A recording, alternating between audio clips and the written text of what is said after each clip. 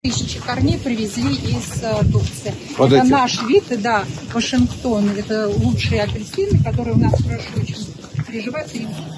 Вот это остатки, то, как было. остатки роскоши, которые мы достали из леса. Здесь полный лес, они вот такие у нас еще некоторые совсем маленькие, но, слава богу, выжили.